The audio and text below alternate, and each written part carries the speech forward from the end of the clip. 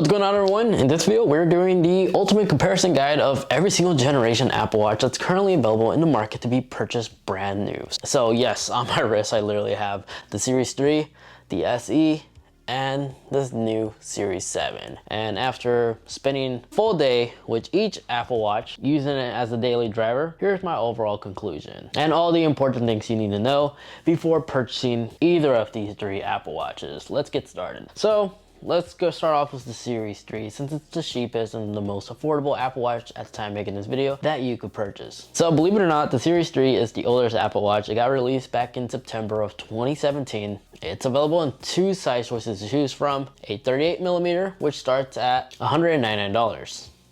And then you can opt for the larger, which is the one we have right here, the 42mm screen.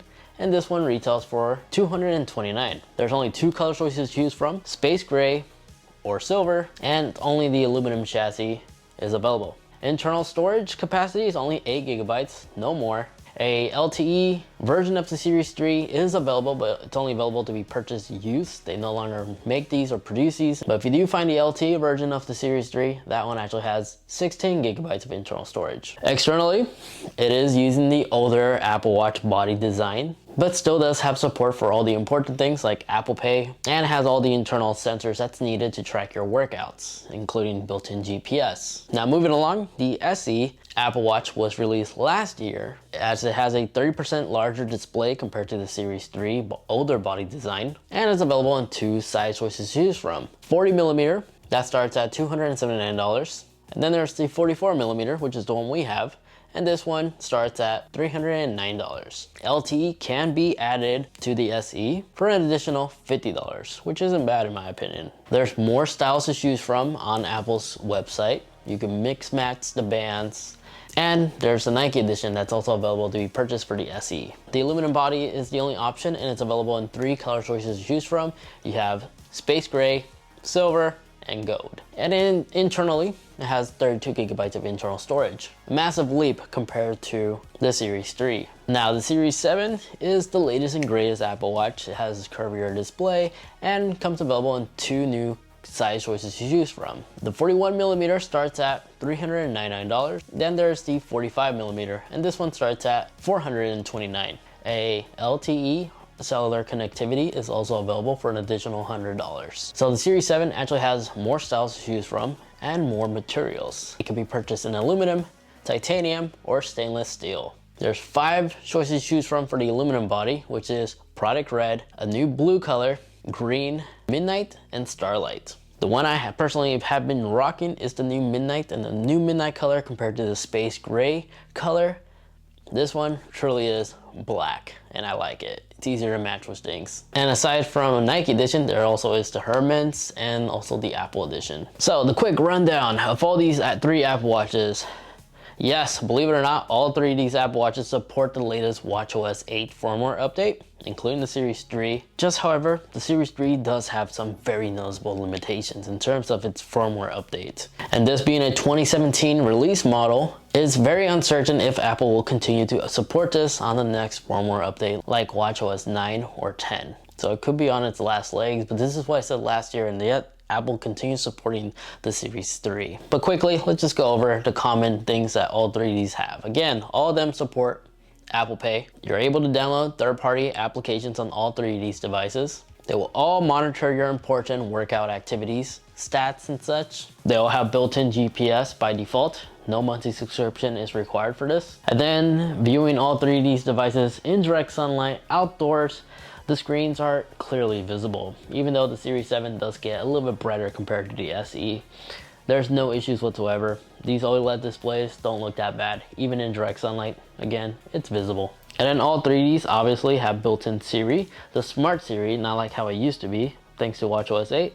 Just you do notice that the Series 3 is very limited because its Siri animation is extremely small, showing you that there's a noticeable lack of screen real estate compared to the SE and the Series 7. Yet, the Series 3 is still capable to be able to be used to answer phone calls, receive your push notifications from your phone to your wrist, look at messages, reply to messages, connect to Wi-Fi. Now, side-by-side comparison against all three of these, it's really hard for me to personally go back to the Series 3. The screen real estate, not only a big drawback, but the fact that even the colors don't look as good. Even though all 3Ds are OLEDs, which means the dark pixels are black, giving the best picture quality as possible, it's still hard for me to go back to the Series 3. Just doing simple movements, you can see that the screen real estate is very limited still. And then another non-satisfying thing, I know it sounds like I'm picking on the Series 3, but I'm literally telling you the truth like how it is. There's no haptic feedback on the digital crown, and once you use the SE or newer Apple Watches, it's really hard to go back to an Apple Watch that doesn't have this haptic feedback rotation on the digital crown. Now, removing all three of these Apple Watches externally, the button layouts are all located in the same spot. The digital crown hasn't yet moved. It's always been in this direction. The power button, all of them are really responsive and easy to press. Just the Series 3, the power button does stick out a little bit more. This could be a pro or a con. It isn't really that much of a big deal. Then taking a look at the speaker and microphone layouts between all three of these Apple Watches, you may have noticed it's been moved a couple of times. The Series 7 and the SE both share a very similar layout, as the microphone and speaker are separated. A thing I noticed with the SE, with the Series 3 I should say, is that if you notice, they're both next to each other. The con to this is outdoors in a very windy environment. When you're answering a phone call, it's prone to collect wind noise. Unlike the Series 7 and the SE, they're able to handle outdoor situations like this very well.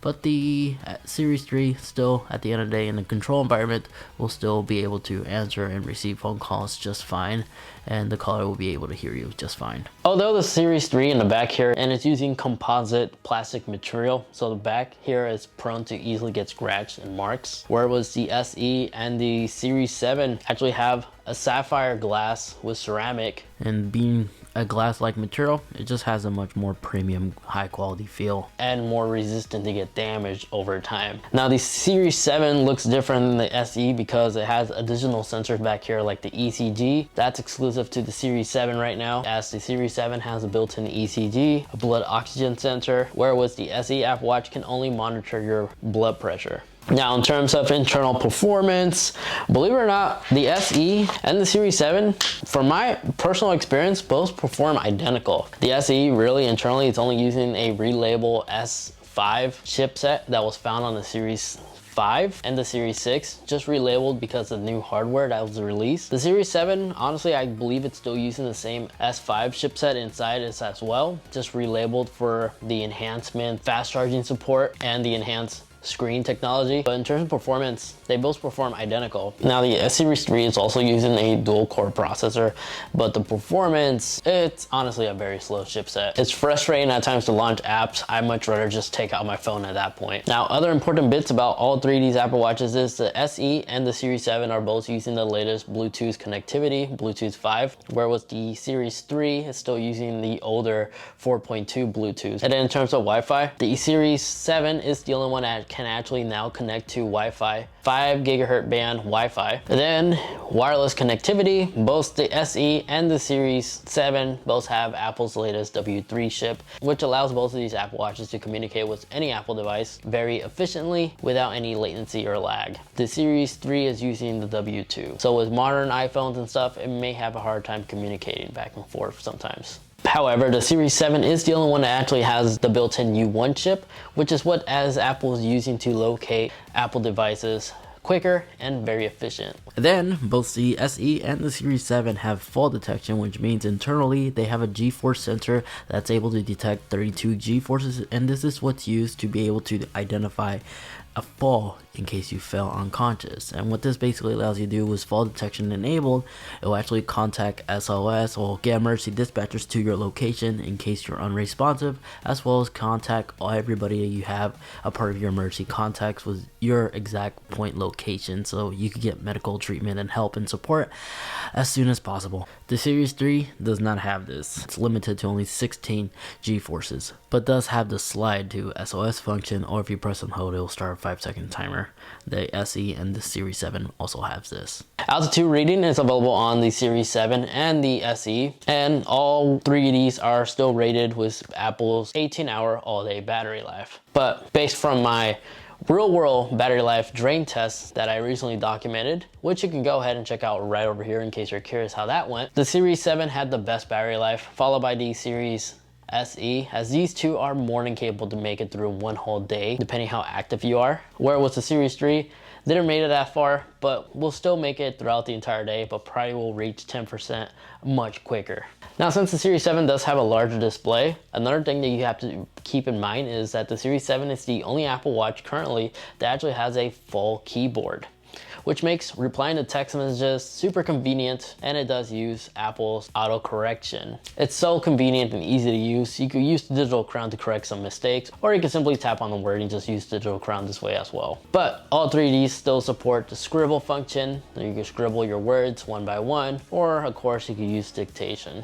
Now, even though all 3 of these Apple Watches are indeed running watchOS 8, the Series 3 is missing a ton of new Apple watch faces because it's unfortunately not supported on a larger display like this. The SE has the majority of the popular watch faces that you will typically use. My personal favorite is the infograph, as it supports the most complications while giving you a nice luxurious design. The Series 3, you're stuck with these type of watch faces, just bulky and blocky. But with the Series 7, you also take advantage of these unique infinity style edge watch faces. Now, in terms of speaker loudness, the Series SE and the Series 7 both have a similarly loud speaker. Then the Series 3 is obviously the lowest. Here's a little sound clip-it that you could hear and listen to yourself. Mic test, check, 1, 2, 3. Mic test, check, 1, 2, 3. Mic test, check, 1, 2, 3. Mic test, check, 1, 2, 3. Mic test, check, 1, 2, 3. Mic test, check, 1, 2, 3.